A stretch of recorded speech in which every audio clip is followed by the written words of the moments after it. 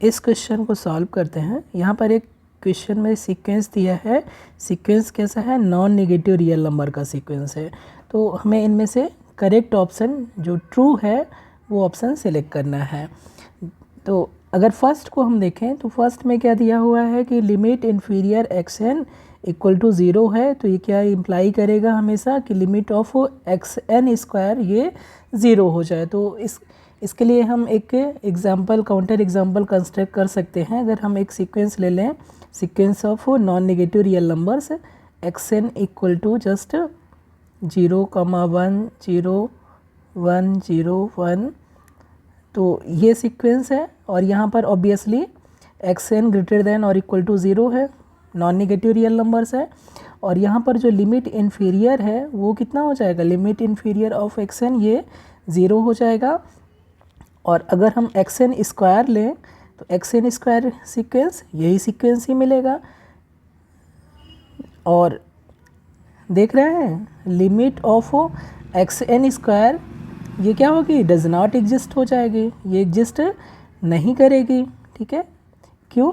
ये convergent sequence है ही नहीं, इसके दो लिमिट हो रहे हैं, 0 और 1 दो सब सीक्वेंस इसके मिल रहे हैं जो 0 को भी कन्वर्ज कर रहा है और एक दूसरा सब सीक्वेंस मिल रहा है जो 1 को कन्वर्ज कर रहा है। इसका मतलब ये लिमिट एग्जिस्ट नहीं करेगी। तो जो फर्स्ट ऑप्शन है कि limit inferior x n equal to 0 हो जाए तो ये हमेशा इम्प्लाई करे कि ये लिमिट की वैल्यू हमेशा 0 हो जाएगी, ये इनकरेक्ट हो जाएगी। अगर आपको चाहे तो डायरेक्ट हम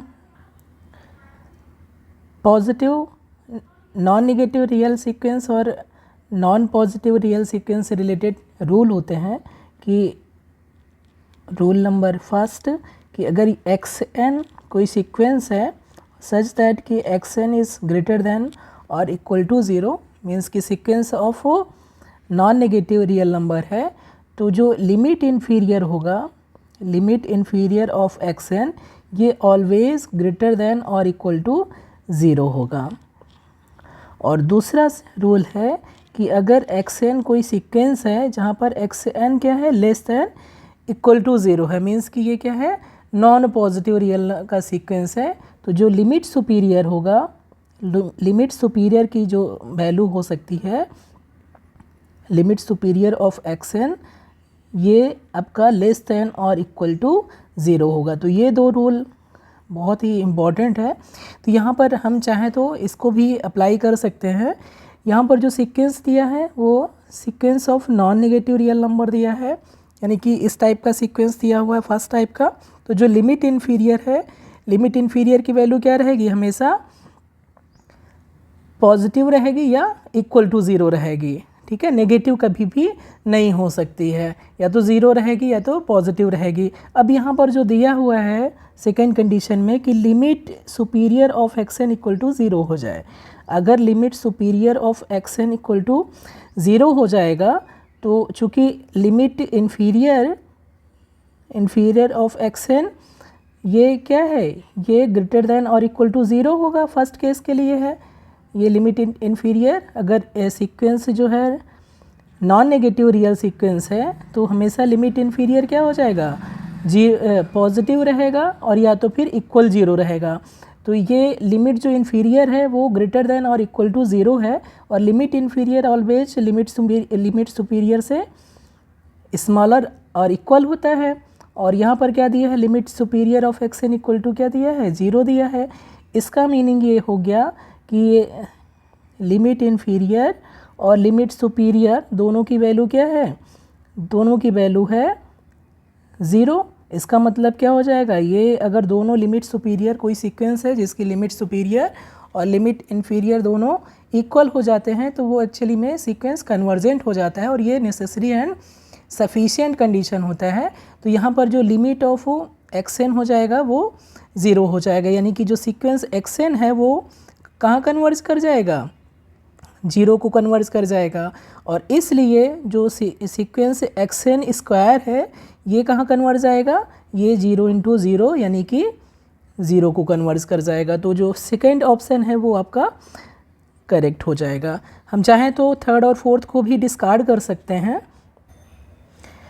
थर्ड ऑप्शन के लिए अगर हम एक सीक्वेंस चूज़ कर लें, सीक्वेंस हम xn ले रहे हैं, नॉन नेगेटिव इंटीजर्स का ले रहे हैं क्या, 0 1 0 2 0 3 0 4 डॉट डॉट। ऑड टर्म्स सारे क्या हैं, 0 हैं, और इवन टर्म्स हर बार इंक्रीज़ हो रहा है। तो ऑब्वियसली यहाँ पर जो लिमिट इन्फीरियर हो जाएगा, लिमिट इन्फीरियर ऑफ xn क्या हो जाएगा, 0 हो जाएगा। और क्या ये सीक्वेंस बाउंडेड है, क्या सीक्वेंस ये बाउंडेड नहीं है, but the sequence xn is not bounded. तो जो थर्ड ऑप्शन है वो आपका, इसलिए ऑप्शन नंबर जो थर्ड है वो इनकरेक्ट हो जाएगा। ठीक है, तो ये आपका हमने डिस्कार्ड कर दिया। ऐसे ही हम फोर्थ को भी डिस्कार्ड कर सकते हैं। कैसे, अगर हम एक सीक्वेंस, फोर्थ को डिस्कार्ड करने के लिए एक हम सीक्वेंस देखना होगा। हम सीक्वेंस ले रहे हैं कांस्टेंट सीक्वेंस 3,3,3, ये कांस्टेंट सीक्वेंस कंसीडर कर रहे हैं। तो ये कांस्टेंट सीक्वेंस है, तो ऑब्वियसली, और ये कहाँ कन्वर्स कर रहा है, ऑब्वियसली ये 3 पे कन्वर्स कर रहा है। तो xn कहाँ कन्वर्स करेगा, xn स्क्वायर कन्वर्स करेगा 9 पे। ठीक है, और इसलिए जो लिमिट इन्फीरियर की वैल्यू है, limit inferior of xn square, ये कितनी हो जाएगी, ये भी 9 हो जाएगी, और ये ऑब्वियसली ग्रेटर देन 4 है। तो क्या ये इम्प्लाई कर रहा है, ये इम्प्लाई कर रहा है क्या कि लिमिट सुपीरियर ऑफ xn जो कि कितना हो जाएगा, 3 हो जाएगा, क्या ये ग्रेटर देन 4 है। तो यहाँ पर क्या है दिया हुआ है कि अगर ये कंडीशन होल्ड कर रही है कि limit inferior of xn square अगर ये ग्रेटर देन 4 है, तो जो लिमिट सुपीरियर ऑफ xn होगा वो ग्रेटर देन 4 हो जाएगा। लेकिन यहाँ पर क्या आ रही है, लिमिट सुपीरियर xn की वैल्यू क्या आ रही है, 3 आ रही है, ये ग्रेटर देन 4 नहीं है, मीन्स कि ये इम्प्लाई नहीं करता है। इसलिए जो फोर्थ ऑप्शन है वो इनकरेक्ट हो जाएगा। तो इससे हमारा फोर्थ ऑप्शन भी डिस्कार्ड हो जाएगा। तो ये भी ट्रू नहीं है। तो चाहे तो आप डिस्कार्ड करके कर सकते हैं, और चाहे तो सेकंड को डायरेक्ट कंक्लूड कर सकते हैं। तो हमारा करेक्ट ऑप्शन सेकंड हो जाएगा।